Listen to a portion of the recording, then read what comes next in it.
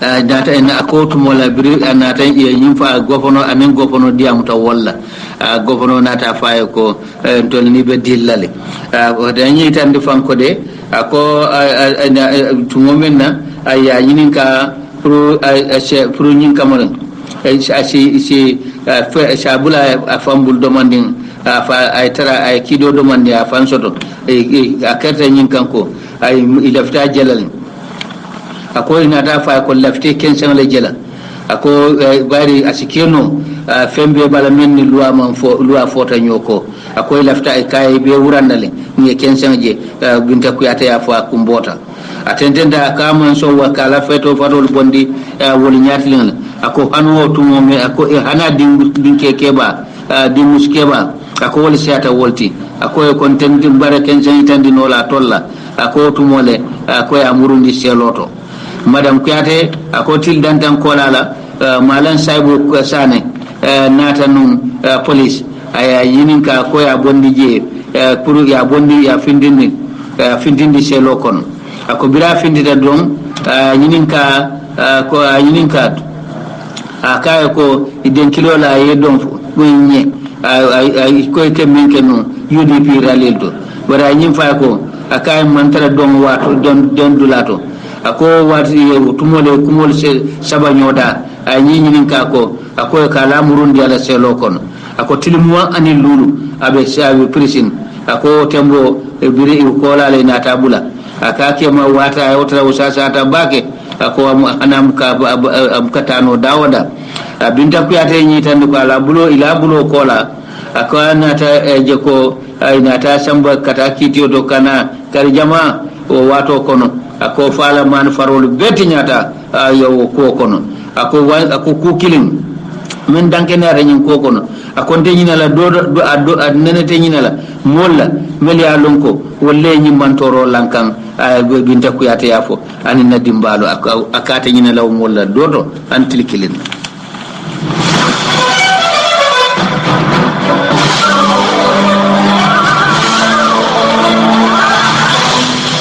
bi Gambia government ila kuma kan di ka tambini no ministry la membe nimbanta la bankol tema ya kuma kan fintini kunun suto ka ko jalai momon fa adiya kuntum me alon ka kede ka ko bati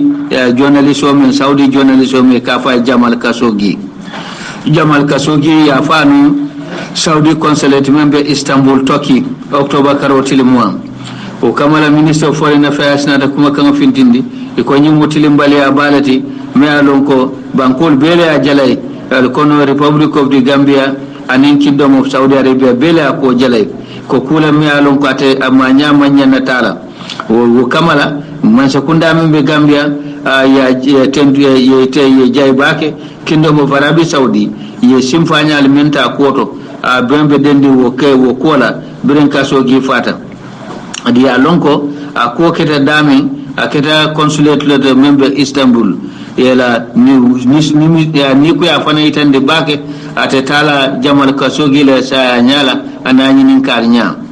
anibi so role min ka kamun fofelon adama dabula kokuto ate His Majesty King Salman bin Abdul Aziz Al Saudi me alonko jaman fulo be karfare ngatelema wamu jaman bati Madina anin Makka jaman babe karfale memma ko ala adimma anin His Royal Highness Crown Prince Mohammed bin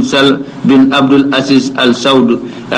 ko we man fofelon atanyin fondin kela sayato ila balafa fanan futande adingul ma anala dimbalu adum fana kisisro wulinda kotolo nyin temben ay tandi fanan ko de ba ko vi ste kanne sabo kete nyaadi le ani nyawnya nyam bo kamala gam Skype FM radio membe Angleterre kata Gambia All News ani Alhaji Sadio Barrow Fans Club ñun be ko ñin talan saba kibarol nata len membe ñi machine to kunko wala bayla bareti de Alhaji Sadio Barrow le programme ko mo jon kibarol to ko kibarol to ba itan dalla ko de garanke regional festival wala karanke wala festival ba ñin tundo to wadati ta kunne albo kibaro sotola albamo la Gambia macha kunda ko jalai Khashoggi la saya ya fa nyamen bari Saudi la lodla jay bake lodla menta koto kibaro to fa standard leo safe bari nyi garanti regional festival fang la kibar tala ko ka ko indal makode Star FM radio amandan doron ko saferol membe kibar kaytol balan ko wolle doron fo na correspondant be mbulle meli alon ko kibar tala lu an investigative journalist meli alon ke kiskisro ke kibaro la melbe kirim banko kan department ni dundol to taring won fanan be mbulle melni ci newspaper saferol mankling sakala mutaw nyama nyindo garanke regional festival na kibar tala la tata wota yo natinye adim fana standard newspaper safero ke mella wala mundi man sakunda ko jala ile kasogi la saya adim fana kewdo me alonko ay kuma kan ki ka fo Star FM la wiswa dabo ko ni ma kin tumbe fala le baya silande ka fa be fala le ka kuma kan nan fo ataw kew ya mutale standard newspaper ya safe amor jada mala ya samba ngoni kibar kay todo albamu ila fanan kode akon ke ma fata ni ku yala ya fa bira en taranu kasoto Omar Bale fana safe me ya samba no standard la newspaper do journalist ba me ale ka fa Suwaibu Konate wala banta albo kibaro fanan sotola de ko council Bensuda me alon ko wala mo jana commission la lawyer kebati abe tenten ko kuma kan fe bo kuma kan men di kan abin jana commission lota ye kuma kan men moy ani mel sede atema abo ko le be ken sun kanyo kan kay tandi jana commission to anin kibar to malo gal be wala moy la yin talan saba mialon ko alfa karagal tata o bemoto mialon ko le keta karanke wala yin tundo festival bati men kuma sta kun men mialon ko ate mu international festival lati karanke wol be mel be yin tundo to kabo Mali Guinea Conakry Senegal Mauritanie ani men wata karanke wol bala ila tariko Kenya anila ya wala itande yimutil sabab bennati men kuma November karotil monen kononto abita kum fala December karotil follow kunu follow le kunu ne datro ke atayi festival wala garanke wol me yalon koy mbota inata wol be bentan alhaji Muhammadu Jaraba Sillala Kordato kunun dam yalon ko yela adoni yela dum famoni tandi anila nyarande famol me yalon ko garankewol ke nganyala aniya tara ciosano ni yato anyata mur fana garankewol ke e continuel debe nyamin anim fana la deberol kenyal milalo ko nyata bake adun ciosano lem anim fana ke la continuel la nyamin yol fana be tandi wo benotole inata ada tantan ko so fana kije mi alon ko wol sifan famata moy la bake ade yela domon fana kije domon mi alon ko ke nyobulo muta e ke mini yo don sifa fana kije men nyata bake kabo sayna ay tande ko biri botawoto itente tata bova zone ya machoke kata fo Westfield monument dame mo wuli jama wala ma be taje ibe bulo ko sila garankewli anum fana kete se o bati ani be nyaare mba mi alon ko denkilol mi yalon ko ciosanda ani denkil demalu garankewli denkilol la mel nyata bak ani mel diata adum fana ina ta nganya ila garanke yala je adu ya itande to momenna ba kuma la o bento mo wuli jama men ma be taje vice president membe la ka photo Mr Mpakara Mahanera ay jairo ka bake mol be nata ma be nyim bento nyim programme do ay jairo ka fanan millialon ko ibotanan bankol to mel jamfata bake birim Mali fo Guinée kata Senegal ane Mauritanie killo ka banko molla ko e nyim ben fasa bayri nyim mun yontan lati surtout fondin kela ay tande ko sewota bake katlo wo jama nyatilen la anin ka kumay Alhaji Muhammadu Jaraba Silla fanandata jaro ka mol bela surtout garankewlu millialon koy bela ado balundi kam ada killo ke fam koy tentenyi sobe ani wakilola director memata do ada ko la National Center for Arts and Culture Sheikh Omar Diallo o fane sarkulol jay bake e bela ado anila ya kidimande ka nyaadile anim fane ba nganyandi ka nyamen akoy tentenyi doku sifafe Mr Diallo hanabi minister tola memata ado kunyala ay jayro ke garanke wala bake doku kendo men kiten ada itande fanko la office dabe le wato wati pour ni e bulodi nyobulu kuma la jamadia mutaje ada be nyu kuma nyimma le foje a programme o fanambe tenten nabi dame alon ko international artist Demba Tanja abe maman abe denkile ani dom bakela Paradise Hotel bi sama sibito December karotel folo tande ko de ebe be ambasoto la yalon ka be kacha be ambasoto la garanke on la tare ko lonnal be kumala alfal fanan be kono ebe kacha la ay nyanta tala no nyaate nyaadile ani nyanta ila nyim ben sifa nyanta tentende la nyamen adu woben anu kacha be ngo kala Alliance Francole Star FM radio ani Star TV ay be tentena ko nyim ben la ko lu natali al si normal wolul kibarol to mi alon ko alfa karga wol kata ma be ni atenyim ben hanabi albela moy kan Star FM radio la 96.6 men fele combo sila drive New Joshua highway modo me alon ko wole kuma kan ki telephone to ka fo yisfa dabo e membe Star FM radio to jankaba falale ya kew mutale Amadou Jadama ya safe standard newspaper to ko police wol melbe birikama talata lungu ye mo kew do muta me kuma kan kolanki ka fo yisfa dabo e be falale men ke kibaro di Star FM jang akewo inata sute kato mu Bakari Jammelati atanyi Bakari Jamme e kabe ko to kwarele yiswa dabo aya dankene yandi ko standard newspaper ko yaw kewo mutale adu abirintu momenna atata birka mo police station ata station officer membe je Jamme wayni ya maro wayni kandi ko ala dokula dola ko yo suspect sobita nyim menke ni kuma kam ki yiswa dabo ya fintindina ya dundi selo konole ya findina selo kono pra nyaay boya kam ate eso Jamme ko nyininka akaya ay kendi nyininka ta nyim Bakari Jamme fo ka faay ko yemune fo bire yemune fo Star FM la dokula memmo ni yiswa daboti bar Bakari Jamme ba fayila yilandila manson kumo senenle ako ha ntenga ya marde drone ka foko ko men keta Rwanda akate odro na foye wanya station officer ya ma ka kuma kan diala akai lafde kuma kan fami melfo ikalo ya kalmol memfo telephone to ate yiswa dabo lafde ya wolle sayin kan ya kuma kolangol memfanin kuma kumol memfa mem silandir kuma kan uti ya melfo yiswa dabo lafde ya wolle sayin kan wotumo le nyam Bakari Jamme amanson diamula yede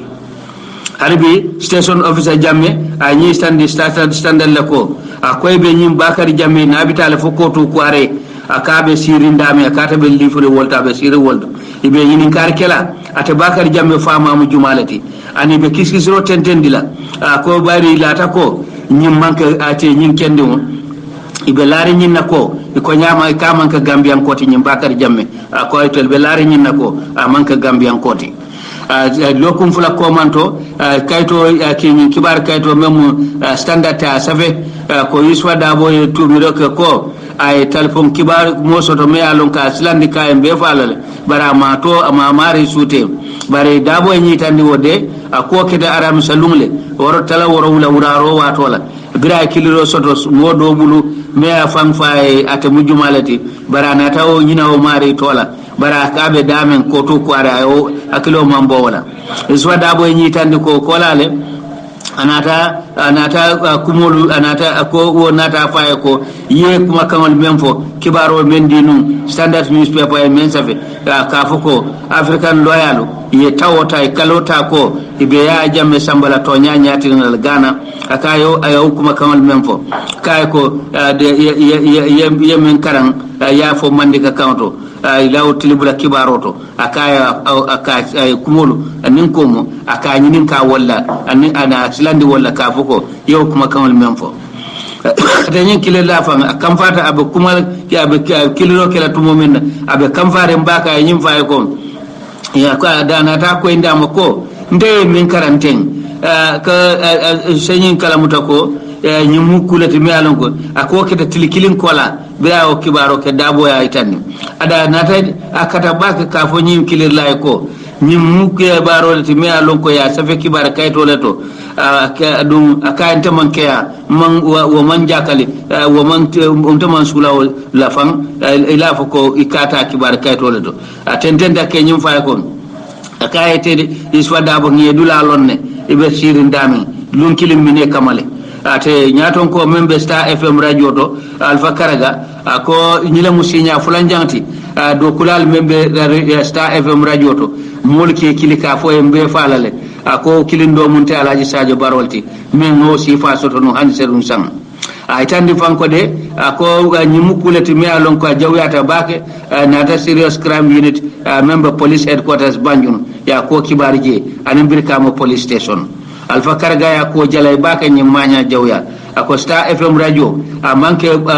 politique radio ti abe adum fana mantra laren politique party kam ayla kibarol me ka soto e ke yinkar leke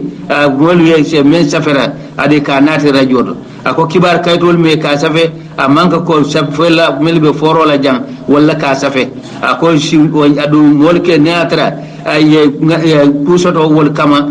kibar bundal mel ya safe amunte nyanta wolle nomala dina ka fo melbe do ko la jam ako bari nta kenola ka mobela ni se wandi na kibaro la de bari mba katala anya nyaonya akete nyaonya nyama kibaro memu tonyati adu men senata fanan kawdi banko molla Alpha Karaga ya itande Alpha ko kolala anata killo ka mansa kundala koye mako roka ani demaro ko kibar bundala ke tankande ko nyin kusifa e nyanta fe ko lala kunna tolale men yalon ko akana ke kotake do kulalla ni bela do ko la bari wol bela do ko kekan ke kibaro sindi molma men senata bake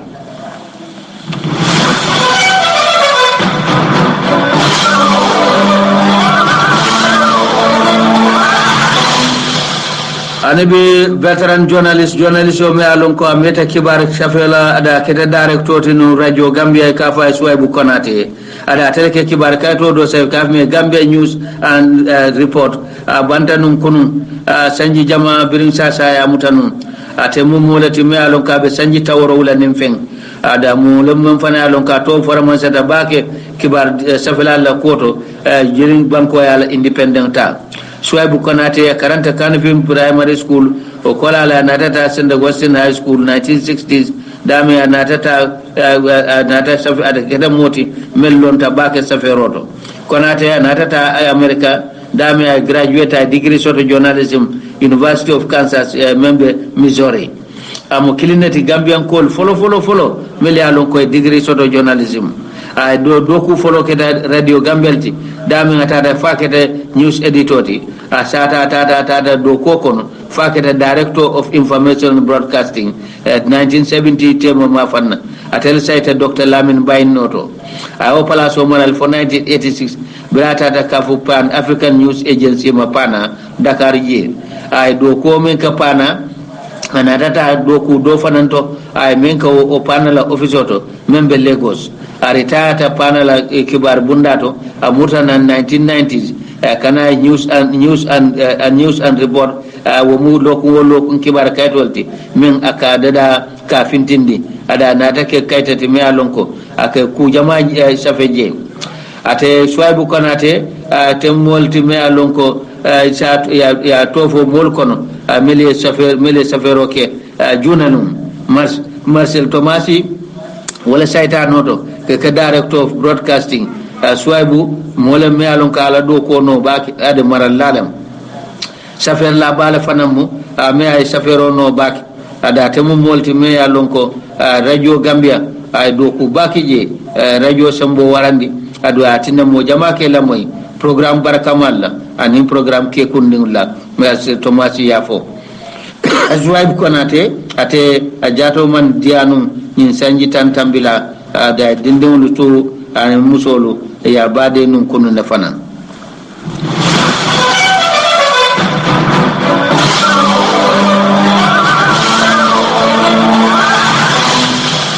ani bi standard newspaper la safero kota ke kafme Binta Kuyate ate mu musolti membe sanji taworo nim fen aka ke mala saya ke ni kuyalati bira ya tata kumpa bonum kasoto abe kuma la tiara si bianto men ke da Gambia Pastoral Institute adum article 19 walla bankili talatalum ate Binta Kuyate nyim foko ya mutanum ya mara tumomina jamme ya soldaro mbala polisolu walla mutanum ko bayri ko niaje ya muta e kabe lor e ko yudi pule mati ko ina ta mara Bansang police station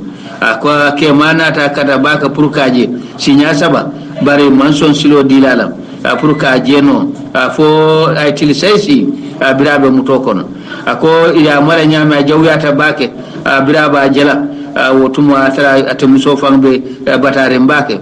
ko dunga amo di wo bat wo nikuya ano ni dem wa amole munyano ko birintumo men akema ya taraw alhalo nyama ni ko ya bale ya muta atada so kono manna kende ano kotake faydan ko mansoma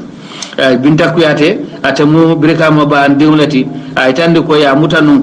political ralilto me alon ko bo saba melbe ni police intervention unity government le PIU ako wolle ya mutanu ako biri ya muta ya samba birka ma ba police station janni ba sound lanan ka samba Bansang aka suta kiline la Bansang police ako somondala o samo somondala ya inata danda ako inata danda ka samba Georgetown ko police commissioner membiji ani station officer ka samba governor la cordato ko Binta Kuyate aka futata je tumo menna ay governor ngani touré la taje wayi ninka munayatina atabe United Democratic Party support la wala munanna abe tala lori UDP kom aka nyimfo ngani touré de ako patio atewole atebo wala koma ako tumo lo nyim fa ko aka dati aka okay tal bari nibe be dillale nibe talala kula mbe kukelela ako gouverneur wonata fa ko atamu mo kilinati ye meli yamar pour para militaire li muta ada yininka mun fo ay kure kaban men ni loi fota nyoko ban akaya jabi ko ako police wal mo fonyede ye men fonye ye men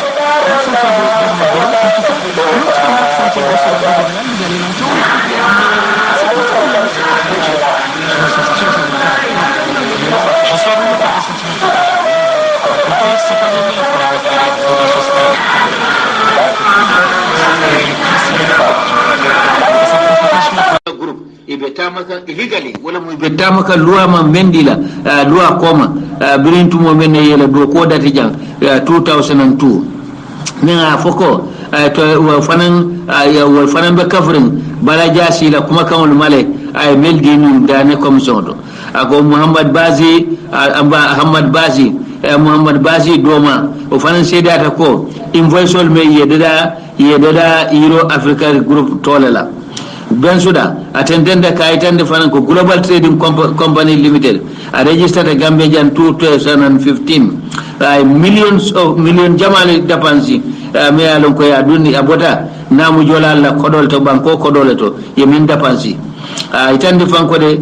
wila income and value added tax ko men soto man sakunda e kodol men kanin anin namolu walla mu buda wol be mu sede ata ko la ko ni commission nyaate mu ko ye banko kodole ta ka kela hajol kunna atande na ka itande fanan ko de fanan banko nyaton ko ala dabulo wato wati anuwo man sakunda min bijannu ko yati na fan do ko men nyanta kala bete ay kekum ye bulodum gamtel to tumo menna ay wala do ko lamfonde baka ala do ko tinya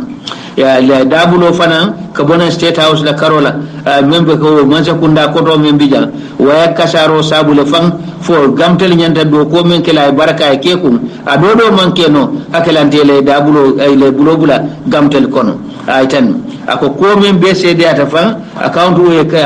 dala me alon ko telecommunication company min alon ko secretary general tambo mo sabal le bije wal fam bo siki wal be mo mollet mella signaro be laringo account o bala ako fam janni wo jorol be kala ko ke men jo 50% wala mo kemo keme tallude men soto ni company men soto ka yelamandi ka bonni ko wala bondi gamtel la kodo to ka samba karala ben suda tentende ka itande fanko commissionnali ay nyim fo commissionnali ko ako former secretary general head of the civil service Momodu Sabale ala kuma kanto commission nyaten ako ya bay sutunke tumo menna ay nyinin ka roke mune batine be ni account o londila account o men MGI le ba marala ani soto me alon ko do men kana je aka boni la o compino le to akoy ke bulo ka budua ke bulo bula kono le o ko do male me alon ko former president ila kake anala sutiya namolo biriyo ko yinin ka dorom Momodu Sabale ko yinin ka o sikeno nyadil ako tumole ya bayi ako be alon ko former president ya jamme anata o contrat ko burka dalle juma kan bari company do ko kilo nata findi kam MGI ñin company wala nin kanilay wala nin kanilay groupe e kacata watumo ana kacata president la korda membe abe ala sibla membe kanilay wo dum do be ni wo kacata no MGI e kanilay o adu keta mel nyala wala Suleiman Bajiti ani Babukar Sane ani former manager Gamtel ani Bala Jasi ani do kotamlu o ben keta wol nyalal comme sona ben suda aw tendenda kay tande ko kambe men fana lota Gamtel ni MGI koma ako Babukar Sane la sinya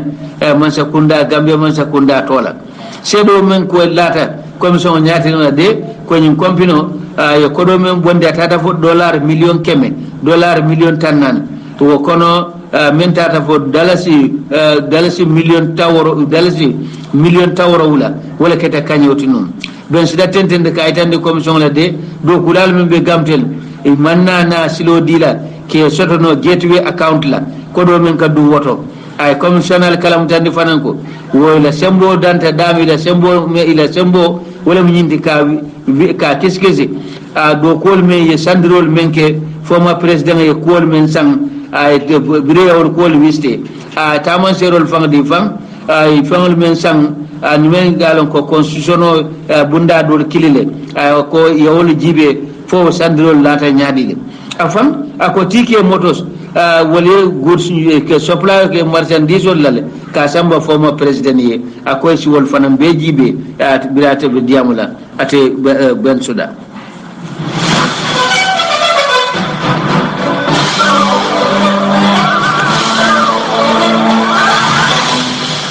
hanibi standard newspaper ba foraya ya safe ko garawol kibarol fudata ka fo ko waliyo men kitanum base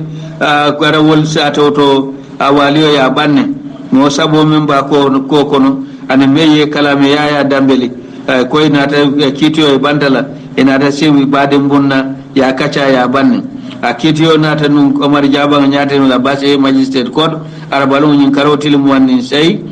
chief prosecutor wala keda John Prerati kaitande ko atelebe loring planti mu yaya dambele je bar mo sabo wala nyin kankula ko ila loya le nata loye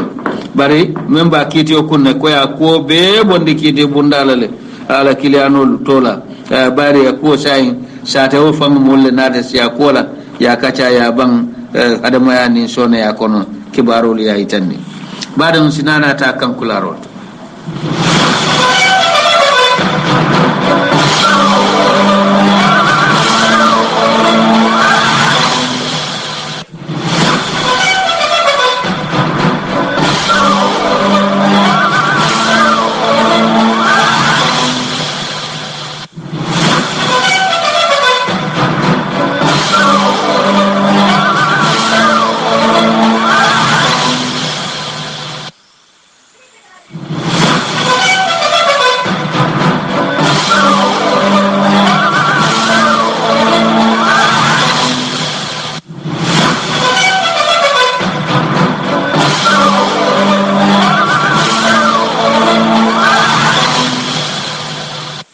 sakalam ta ko nyin talan saba kibarolu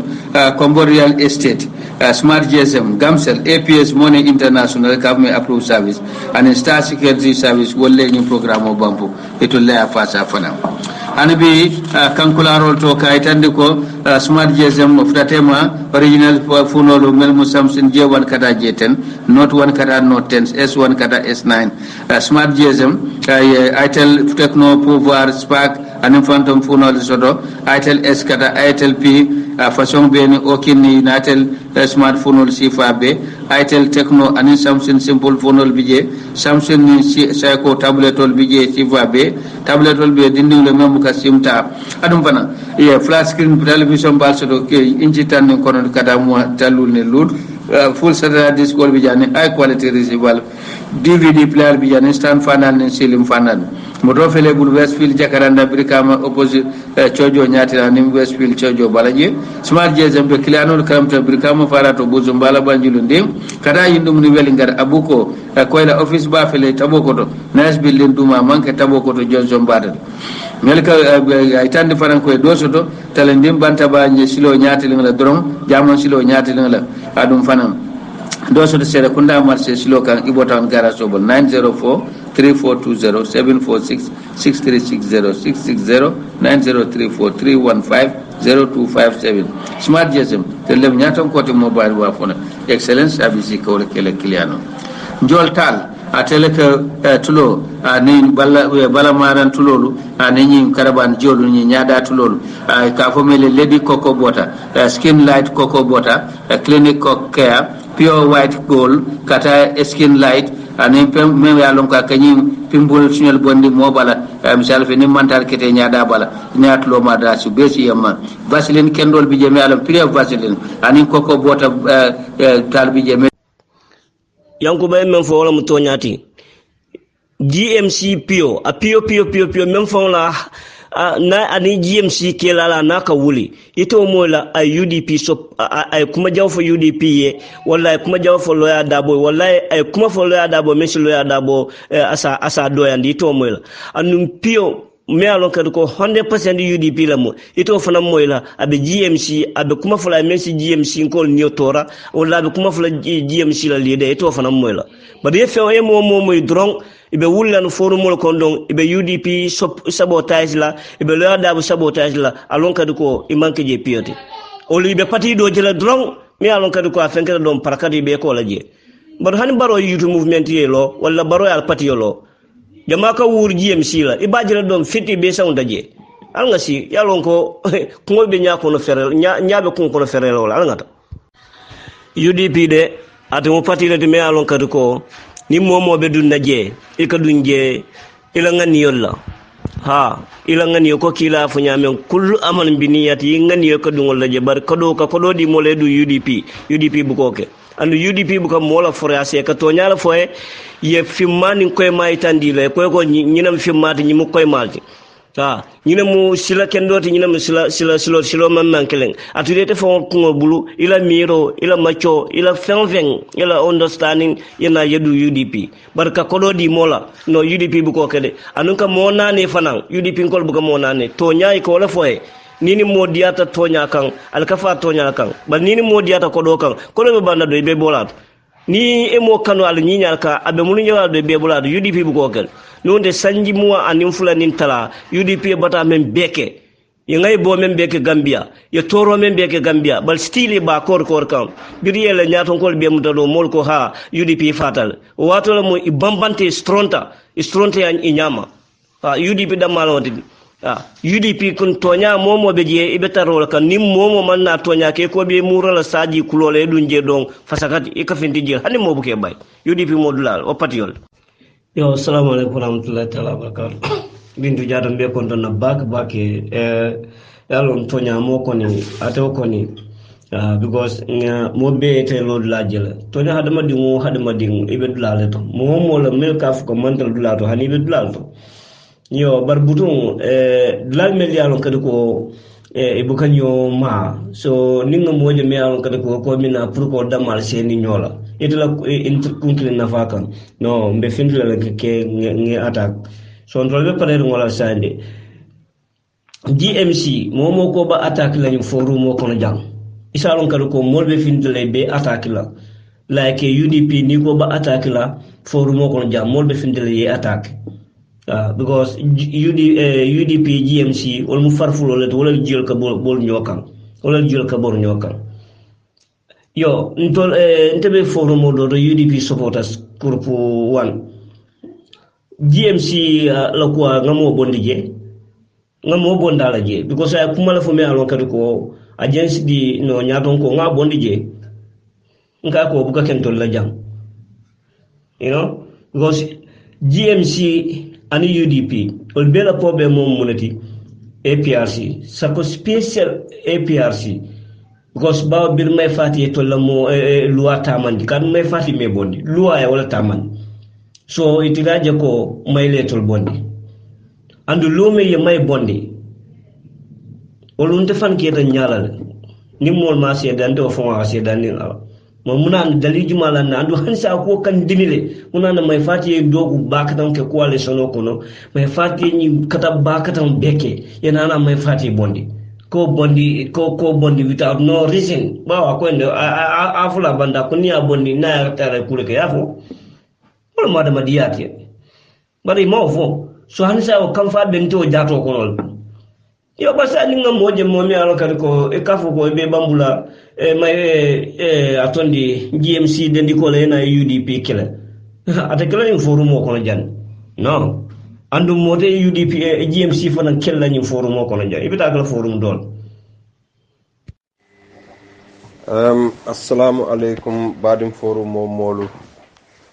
be mo be mbafala misilmo be juma mubarak baɗiŋolu na bari musu dole moy aɓe diyamola dusanola karola min keta ako fo yabinta manka yabinta ntel ɓe ñoyle bankoto yabinta ila kata kuwo moolu ya lonne andun alama alaye jo yekkano min fananke UDP la nin Gambia banko molia lonne womantara nurin ye jabiro min fananke ye kele horoma ye musol horoma ye la alfal horoma ye fango horoma oton tel ba fole ko alama alaye jo ya binta dusano e kuma kanol minul fo man dusano la audio moy nga moy ikala kuma kanol minul dol sen kan aki jafaro warata baki ngamira silande Gambia mbediyamu kan nañolu leye ani mbari musolu dusano ko albe caga yale la ako sakontel tamalalu la musolu bari mbayitan la dusano la ko ngamire tel fango la suo kono abota damin foni yarta manta benti je bar ni manta bengo be je tamala be jele andu be Gambia korda min kontila bi tamala te damin ha o adango be doyala baaki andu be tamala min kontila mi ya lonko anala dimbayale tamata nyola ka wudai tonya o fanan siata bar tamala jama fanan bije yela dimbayal tu komale anila nomo nyo min ketela musot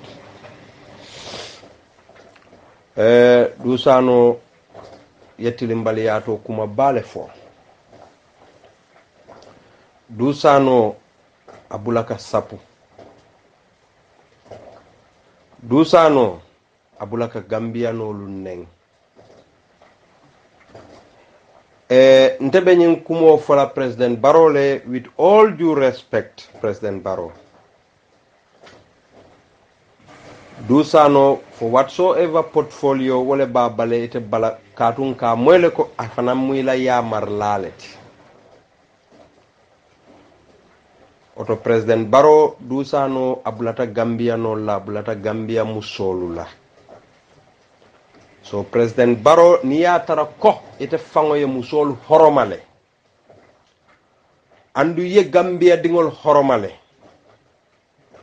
dusano wala jo Gambia dingol la tarola wonyanta bulalale niya tara President Barrow ye Gambia dingol horoma dusano nyanta la palaso anyanta lusla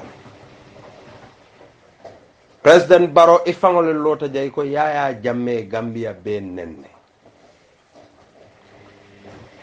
dusano fanan felenti a yaya jammela samatole dun kabula gambia bela kan neng kabula nañolu la ke neng kabula mbari musolu la ke neng kabula tel kewol fangola kan neng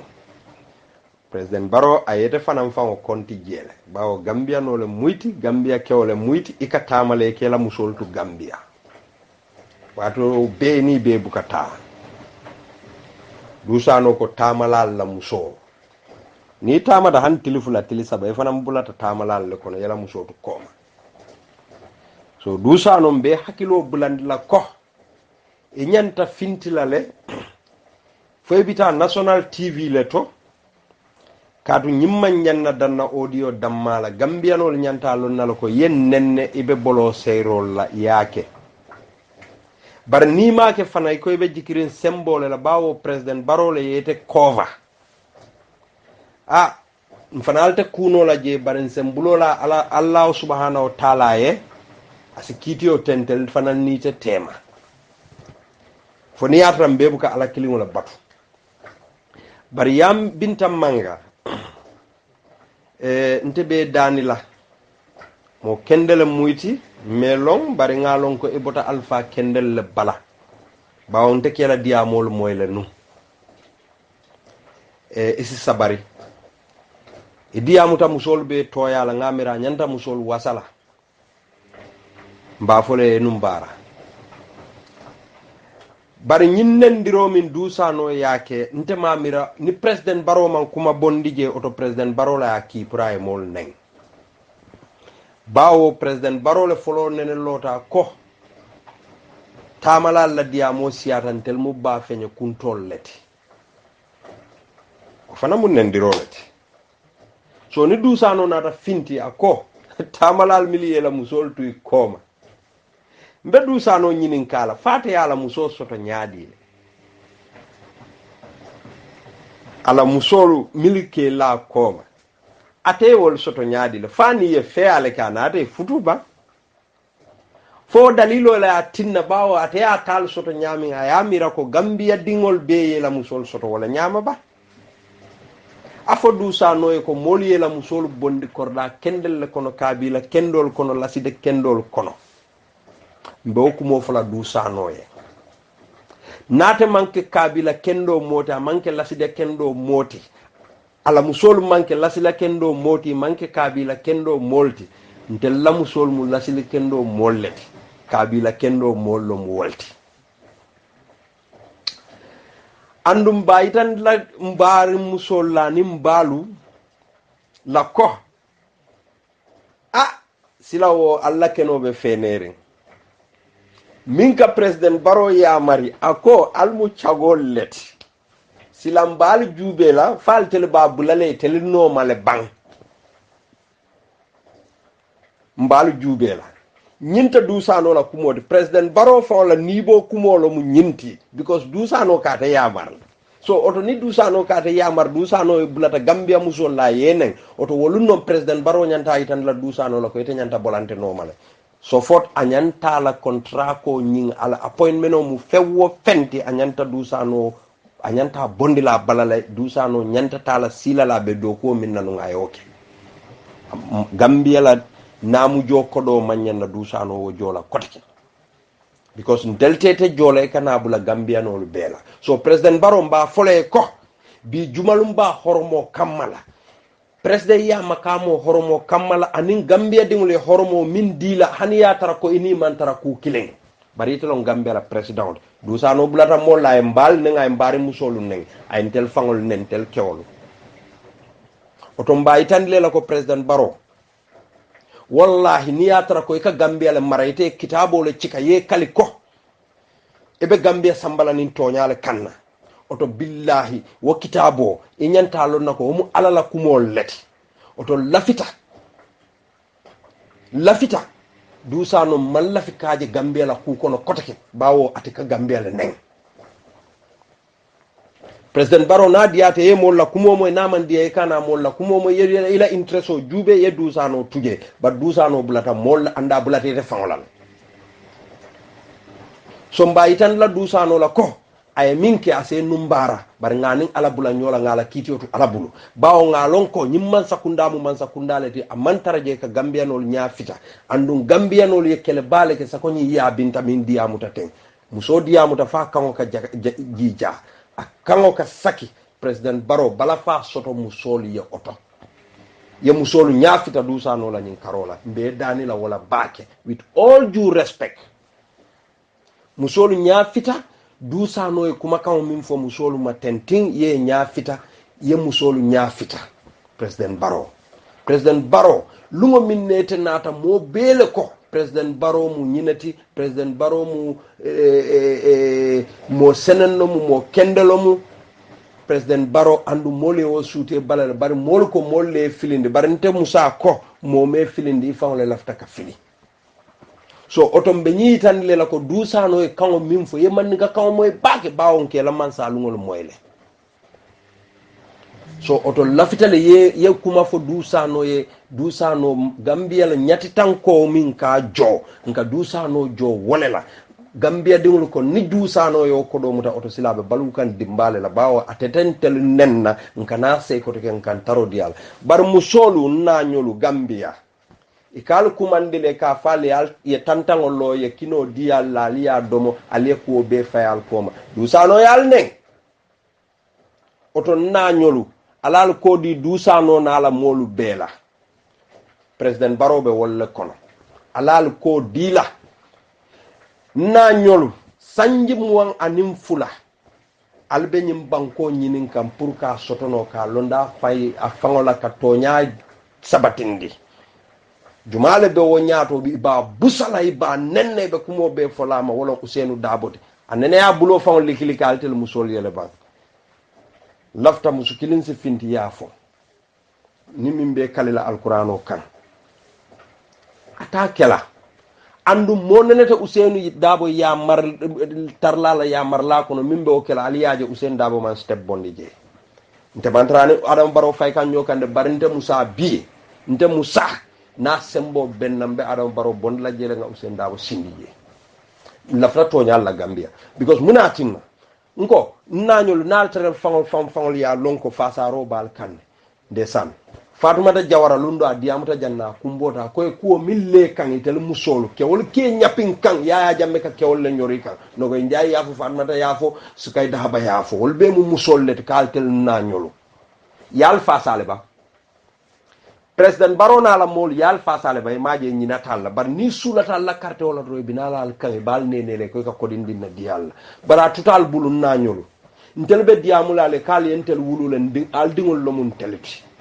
mbe diamulali o dalilo le kan so lafitala ali makato bay alfanalu nañol yal nende ñin ko duntantela baaki bawo musobe hormari nyamin hani kila sallallahu alaihi wasallam biri ya ñinin kay ko ibani fay jumale kanu aya bale fo sinya jelu aba ba fo la sinya sabanjang la nata faafo bar womatina ma fa hormare comme aka musola horomo aka wole bambandi bar dusano kalte fenti dusano kal mu ciagol leti dusano la yafo yo ala baraka bake badingul audio felentabe jamfala albadi malo Musa Sedi komin ka ya binta manga ila kuma kangol beteyata alama alaye jo alama alaye ni la dimbaya be tanka ayal so nyaato tala anin Gambia dinkendo be bar dusano telefanalu yenendiro minke mollan na yam fotete ala baraka bake badingol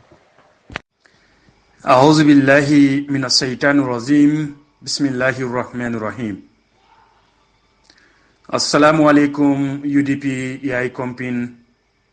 Assalamu alaikum badi misil molu. Assalamu alaikum badi Gambianolu. UDP entire executive, UDP la alfalo, kabonna secretary general la foduma momorondi yalon ko UDP dingola muti du UDP kaninte wala muti du ye UDP kanule coming ye fan kanu nyamen mbali be kontonna mbali be tentula animbe duala al mumela be ni jumola mbafalal be juma mubarak al nal badi malemu broda Serigne Keita Spain banko kan madrik sate o kono memutal kannan ni yaay kompino kono ka platform la diamu lalu anil lamoy lalu kalbe konton kalbe tentu fanan kamo be konton men yalon ko wallal be loring sutonin tele kaje ko Gambia si nyato tasoto kaje ko to nyasi sabati kaje ko to nyame yalon ko wolbe labanna e mbesi wo muta ko mon sewaya fala kumo kono nyame ako ku labambalo wallahi ata fana nyinyata wolti oto mbadi ngolu momorndi yalon ko ko mente labanna e yalandi oto natentro na jero balbe ku labambalo alinga landi ko membe labanna alingo muta wala mutonyati nga falien na kumolu kono le ko mbadi ngolu nim faniya fola lota tonya fola lota o wati kuntindi ngolu kono wallahi faniya fola la mo kasiya because nengola kadiya ani setan be barola temptation wala be laringe mbadi ngolu ntede ngamen kanum fangoy wala muko ni be badi yala ni be kala kanun te wati wallahi be kala banku din kendoti wallahi be kala kafudin kendoti wallahi ntete nene la anin nafulola nde santo kumol fole nte kele bamboti mbadi ngolu nato bambol lelije men yalon ko ye da fatoli yele e nyingol be banta mbe yalon de ko nin konko e bambo mutake la badal a daele sielo sina ya muta ko nyaay mafu jaro leje is kurin wo da fato nyinna fo da fato nyefa o sike bambol hapu kilinti asi kono fa walla si mondo kilin soto watol walla mo jumañolti walla mu mbadiŋolu bambol walla mu jumañolti bi men yalon ko walle fankumande United Democracy Party diŋol la men mu dusanoti ana boñolu i tollem bambolti men yalon ko be laari mbadala o bambu kiliŋolu wallel ka wuli i ko kata santol to o bambu kiliŋolu wallel ka wuli i ko kana tuwabu kundal to o bambu kiliŋolu wallel ka wuli i kadum i ka finti i da fato yelen na ñolye i ñiŋol be banta pour na ñol saje ko wallahi e nimmolu kono to diyata bari ila ñinyelo ñim be manke jeloti mem wala mu ko laftale bulol lel kununna ila fitakal kungol lel domo wala tinne nin kodol ka futalma wala tinne nin ferol ka futalma ibe kuma di mal folali e mem setan na baroti ibe kodol bondilale men yalon ko wallahi moje mabuka sawunno wala niya landiya doron ila foroya e sate bulo kono woto wollem bambolti men yalon koye feere jawo sitatol kamma atol mo kendolu UDP dingol musolo anin cewolu atol men yalon ko wallahi al yalla foroyal kanta birin kunu allo tanin Gambie banko e kaje ko dindin kilin kana kumbo Gambie banko kan kaje ko musu kilin kana kumbo Gambie banko kan kaje ko alfal sila hormol soto alfal sila bunyal soto kaje ko siel besika kilingoti atol mo kendoli futata tollel ma silang o bamba kebala ningo bamba dindingolu ke daayeda liye pour bal bulol kun na nyamen wala tinne ni nafulol ka futalma bari nata bi na nyolu nata bi fondin cewolu nata bi baba nyolu ka falie ko allali hakilo du bamba jelalalto e nyingolu mantara banta ka jelali fe ye nyingolu yele mem fe wala mu ko kal kungolu kuntu al balakal bulol domo wala mu dusano nyolta ni mol men yalon ko wala liye fankumande United Democracy Party dingol la comme mandin kol ka fo nyamin sulu saji malu ebe kafo kono le be siaring bare wati tambita ngan kamodi ni mol la le katandi la ko ngal sutele fanan Gambia tambito la le bi Gambia manke politika bankuti bi Gambia mu badi ya bankoloti bi Gambia nyanta men sotala wala mu ko Gambia no lilo nyofe kaje ko Gambia be yirwa sot la nyamen Gambia be nyatota sot la nyamen bare hanide ntefele nga domo dulale soto hanide ntefele nga muta dulale soto oto silang nan domo dula nan muta dula mbetulo to nyamen oto mbatu mol men yalon ko wollel bente nyato wollel ko nafulo din telefonan mbatu nga nyinke so yele nga tandila ko wallahi ntelatul kanu wallahi ntela kontantatol la kola bar watara ko bamba kebal lel mutani bamba dindingolu ye nyingol yele drum pour ningol ye bulo dundi da kon do be bulo kun la nyamen adama baro isalon ko bamba kebal nim bamba jama dindingol men yalon ko leliye soraw ni state house isi yakilo to bake lum kilimbe sila ibe bulo domola ibe mu lamuso bulo domola ibe la dimbal bulo domola ibe fango ko mutale ya kuntu diko so fi kap makangol men bondinan wol manket la nyaato tati iga kumol men foy nen kala mola wol manke kumolti kumol men yalon ko wala bete adama baro ila legacy ko munete mira la ba Mr President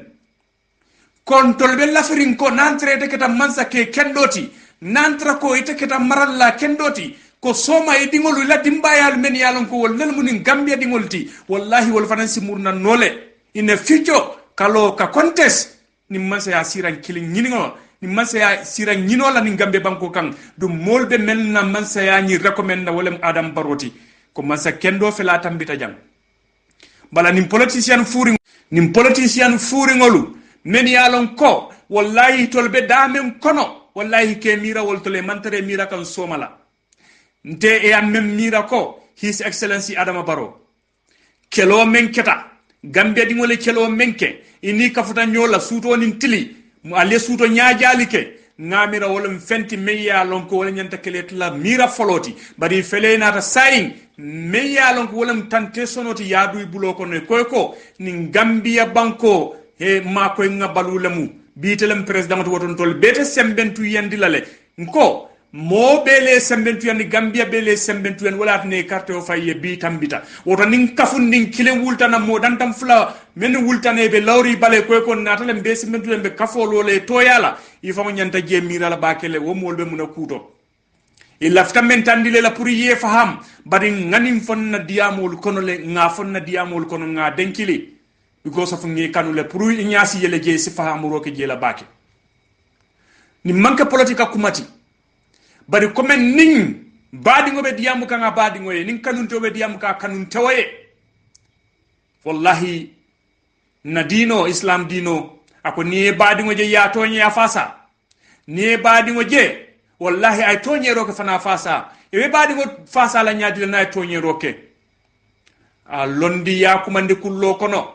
a londi ye diya maye ka tandala ko wallahi tele tonye roke wallahi ni o tonya nyim fa ye badi ngo nyim fasal woto Adama Barrow mol manke jawti dum Gambiano li kanule dum Gambiano la silambunda wallahi mumela be bolo kumbola ni ajen ndiyamol mumela be siata ni Gambe banko kan mol la silambunda mol bolo kumbo kan mol mallafi hada madin kilina mallafi kafuko wallahi kar nyol sawolo tammale Adama Barrow Gambia din kilinta tala lori mbi kafuko nga ya jambe men cele ya jambe fela sawlo ta Gambia dingoluma mol lafta jelal ko ñete men tambindi ñaato mol ko alhamdulillah nga ya jambe bondi dalilo men kamma a felen nato ko lel akif ni Gambia banko kam ku jamal falinta bari bi yenene rol du bulo ko non bamba jelal bamba kebalu anim bamba dindingolu men yalon ko ebe larim badala ebe kutindingol la ebe demol la pour be domoro sot la nyamen woto momor ndi yalon ko UDP di ngol mudu Gambia din kendo la mutal salon ko nim bambol felede e ba kuntu kan ibita kam badi bula katanin bolon kono la katanin baseñol la kana murnan ye munela wala mu feroti fero me yalon ko mo jamaate kana la je because ye mella wala mu ko Gambia di ngolu imam foraya Gambia banko di ngol imam foraya ni nafulo tan di la dro ke la foraya nyim fayle ika nafulo nyine sika oto ni is a very big insult to you ni munendirol ta atol men yalon kal be lori ngal laf yalla for yalla kanta molena e nafulo di yalla ka tanda alla kene bato ko ni nga nafulo di letete nafulo ni tari jekno la bigo konko le be letem kongo tielti al salon ko wala be keri Gambe banko ya jambe yole ke fala katita anata force wala mol kan ni Gambe banko kan ay force wala mol kan Gambia kono ay kidole sika ay nafulo sika ay fero beke o mo kilwol lel wultanam bi inata ko forcé kilingol lal kam e ko nimme sotono diamola be nafulol tilinela nal mela nafulol danku e kidolo fanan sikalal kamma ngajelo ko kol mumela be dati tan Gambe banko kanne oto mbadi UDP kolo bedannali jang mbadi Gambiano lu bedannali jang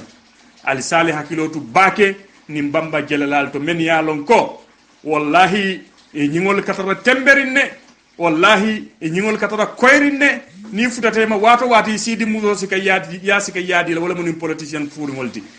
amantam mo kotente wolti memman ke dusanoti anala molu men yamuta ko wallahi tol fela bide ye sanol tombon bari takidulay te je mirala e ko mina men hajafila wala mu ko ntol men yalon ko be tamadulan na musol ninna dimbayalu e ben tol lel nenna du nien tol neng yem bañol lel neng nien tol neng yem fañol lel neng bi kon tol nim fañol le ka kullo nim bañol le ka kullo ha ya jambe wala ka lakatita gambe banko kan ya jambe ya nyaati musola lakatita dusano fanan fela lakatita bira nyatilin tamalalla anin tamalalla musol sidin jaay fela lakatita nin gambe banko kam bira nyatilin mola ko me yalon ko wala darajata gambe banko be ka wala loya usenu da mbatu ngani datilingala a fele sayinga lakatita go sati amuta ko mbatu ngoke ni ngokuma kam fo doron wallahi adam baro be kontan na le sa ya si place o si kadinna bar adam baro man nin kolo kuno singona kampango membe kuno na fala kuno fango lonne o to mbe danna le jang al besika kilmalta sinin kol mira bake namu solu UDP yay kompin kabo koyna fo katon al dimma al kanunte o meye al kanu me min kanu fangoy ayol kanali wala nata kadi amali bi al salih hakilotu nim bamba kebalto al salih hakilotu nim bamba fondin kewolto min yalon ko be siarin gambe banko kanne illa ftammen na doro wala mu ko atolier na lietol ke fenti so metal lonna mbe alna gambe politiko be nyamen oto mbe danna le jang atol lentol kulu atol lentol wulu atol lentol karandi atol lentol susundi oto kuma fo jang nani silo tata al salon ko nanyolo atol la doku kendol mununti bar nim fengo nga fo jang anin silo manta al salon ko wallahi o mo allan dinki o fangola hakilinta yalati bar lafital sillamu yanin hakilo lal kanal lamu yanin gisola assalamu alaikum wa rahmatullahi wa barakatuh. Yo UDP nkolu alnimbara assalamu alaikum wa rahmatullahi wa ta'ala wa barakatuh. Famo keta bare man fili nyola fanawo yo ajarta pro ngana jang nyin kankularo di molula bari modol kan commandele kan nyinin ka eko dimaso adama baro ya talibe kiri lafta min falawto dron pour momo len sa kalamuta on mi min nyinin ka on ni minje iba fola isa tandila ko amanka UDP programme oti adam baro yata dimaso mo programme oti mi yalon ko la min jamba nyole ba kono ani musa susonyolo ani baro yut movement ko modulu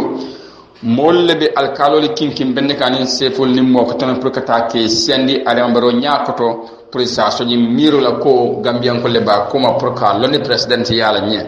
so nimi ma wofono moyente ba lolo jenne ngay tandi mon la ko programme lebe kering molle kata ka mol fudu ko fudu ki fudu ma samba adam baro ya pour sa tandi la ko mol be bente ko ma ko molle soto bare be gañu kumo ko ndi molla e ka fe ko adam baro le konton wala adam baro ko tanga konton wala adam baro ko teng amanta la wo nyama politiko le bije fere jawle bije jam fale ba duma nimi mahanye ka wo fonta saytan di molla ko momo ndembe taje asata stage ko e kate kungole je pour kalo min bije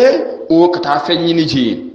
bare amanke UDP programme oti amanke keke bila programme oti keke bi mammo kije amanke council mon charge programme oti mammo ya mareta je nimmi bitaje taji ikunwe etaje ifon la hajoe amanke UDP programme oti inseni tandi mobile ya lo wonyama ya moy wonyama nimbita esa bitaje nyami wassalam ala baraka bake so bitu o jelam kumo nyinti